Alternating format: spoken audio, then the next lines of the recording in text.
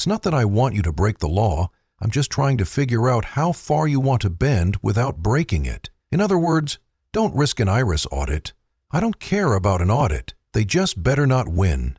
In shocking news, Gene Hackman and his wife Betsy Arakawa were found dead at their home in Santa Fe, New Mexico, ending for a man who used to be famous in Hollywood but chose to stay out of the public eye. Police said there were no signs of foul play, but the question of what really happened still stands. Gene Hackman wasn't just a two-time Academy Award winner, he had a history of secret struggles. He was jailed for theft and made fun of as someone who had no chance of making it. He wasn't afraid to use his hands to settle disagreements, and he didn't quit Hollywood because he wasn't famous anymore. He did it for a much bigger reason. Is this really the end of Gene's life, or is it just another mystery? Hackman, let's find out that when Gene Hackman chose to follow his acting dream, he wasn't just putting his money on a career. Hackman gave up the most important things in his life and made mistakes that were almost certain. In 1956, he married Faye Malles, the woman he thought would be his rock as he tried to find his place in the movie business. At the time, Hackman was still an unknown actor who was doing odd jobs to make ends meet. In the early years of their marriage, they lived a simple life. Happily ever after, Faye believed in her husband even though others said he would never make it. They built a house and had 3 kids, Christopher Allen, Elizabeth Jean, and Leslie Ann. But as Hollywood often says, love and success don't go together. Hackman's career took off in the late 1960s with Bonnie and Clyde, and by the 1970s, he was one of the biggest stars in the business. With hits like The French Connection, 1971, and The Poseidon Adventure, 1972, Hackman's work took over his family life. He went from one movie to the next, traveling from city to city. Faye and the kids slowly became strangers in his life. The calls home became less and less frequent, and his attendance at family dinners became a rare treat. In an interview with the New York Times in 1989, Hackman admitted that being an actor makes you very selfish because you spend your whole life wanting attention, and when you get it, it's hard to say no. For a poor kid like me, the money, fame, and the temptations were all too much. Faye Malty waited patiently, but in the end, the distance between them had grown into an unbridgeable chasm. After 30 years of marriage, they got divorced in 1986. Hackman's first marriage ended quietly, with no fights or legal battles, just the regret of a man who realized too late what he had lost. In an interview with GQ, when asked what advice he had for his son, Hackman bitterly said, "I was away for too long. I don't have any advice to give." Whether this was because of bad decisions or the constant pressure to prove oneself, sacrificing family happiness for success came at an unbearable cost. And Hackman learned that lesson the hard way. After divorcing Faye Maltz in 1986, he continued his career, taking on major roles and remaining one of Hollywood's top actors. But for years he lived alone until he met Betsy Arakawa, a woman who would change his life. Betsy was 32 years old at the time. Betsy was younger than Hackman and worked at a gym. They met in the late 1986. And started dating naturally. Betsy introduced Hackman to a piece of music he had never heard before. In 1991, Hackman and Betsy got married. This time, he didn't want his career to get in the way of his family life, so they chose to live a quiet life away from Hollywood and the media before finding peace. Unfortunately, G. Hackman had to go through many tragedies that changed his life, and he has many memories that will stay with him forever. Anawa Elizabeth Hackman's death in a house fire in 1962 was one of the worst shocks of his life. Reports say she had been drinking a lot and fell asleep with a lit cigarette in her hand, and the house quickly caught on fire. For Hackman, it wasn't just the loss of a loved one, it was an unbearable regret. His mother had been the only person who really believed he could become an actor. But by the time he started making a name for himself on screen, she was no longer interested. Hackman rarely talked about this tragedy in public, but in a rare interview, he said that if he could choose one movie for his mother to watch, it would be I Never Sing for My Father, because it was a lot like his own life. But the pain didn't end there.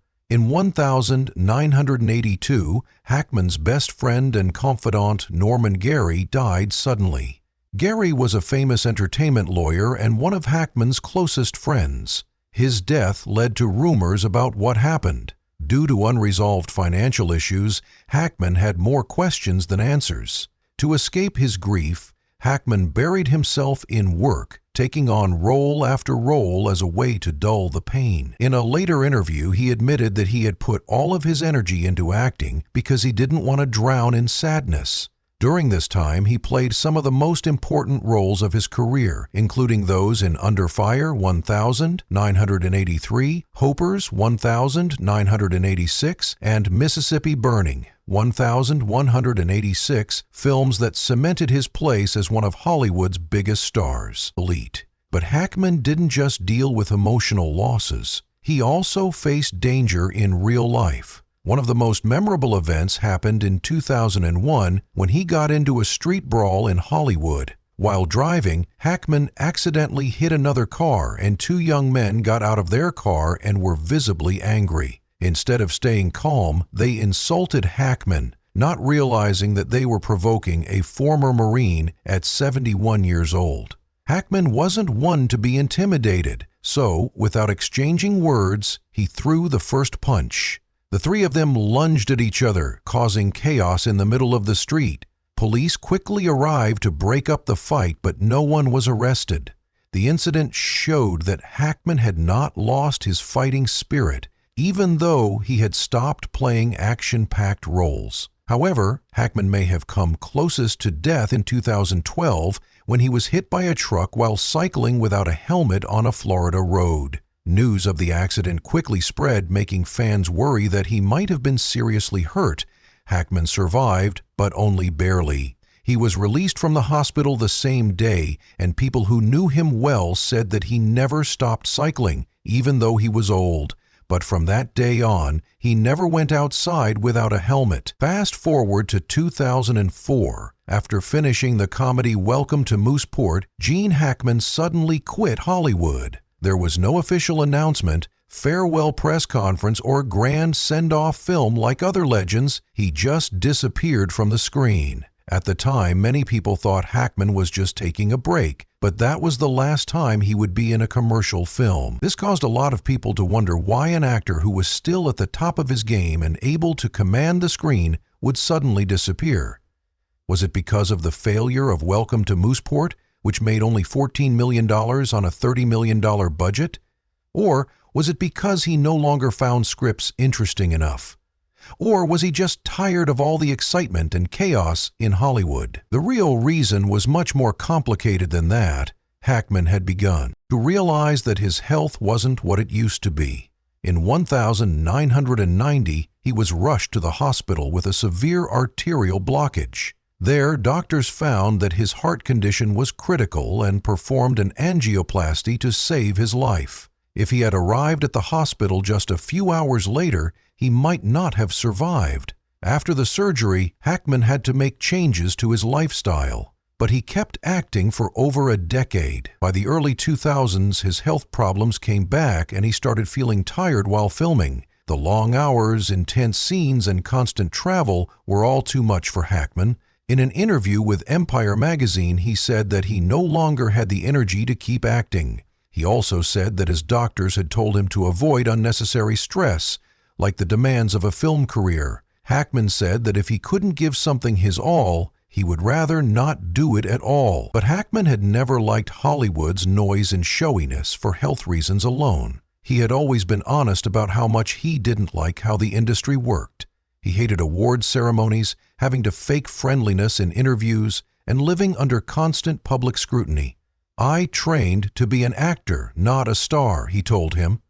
After more than 40 years in the business, he felt he had given enough, so he quit. There were no fanfare or goodbyes, and he stopped going to red carpet events, avoided all film events, and turned down every acting offer that came his way. Directors kept coming up to him, hoping he would come back, but Hackman turned them all down. In a rare public appearance in 2008, he was asked if he would ever return to acting, and he gave a simple answer: No, he joked that if there was ever a truly great script, he might consider it, as long as it was filmed in his house so he wouldn't have to go anywhere. Instead of going to fancy parties or entertainment events, Gene Hackman focused on writing, painting, and other hobbies that made him feel calm. He pursued his writing passion with the same seriousness he once applied to acting. He published 5 novels, mostly historical fiction and crime thrillers, including Justice for None, 2004, and Pursuit, 2013. Writing not only kept him creative, but it also kept him out of the public eye. Even though he had stopped acting, Hackman still made a difference in other ways. In 2016 and 2017, he provided his voice to 2 documentaries about the U.S. Marine Corps, the military unit he had served in.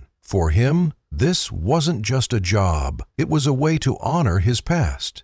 Even after leaving Hollywood, Hackman stayed connected to the important parts of his life. He also spent time painting, a hobby he had never shown off to the public. He painted only for himself, never showing or selling his works.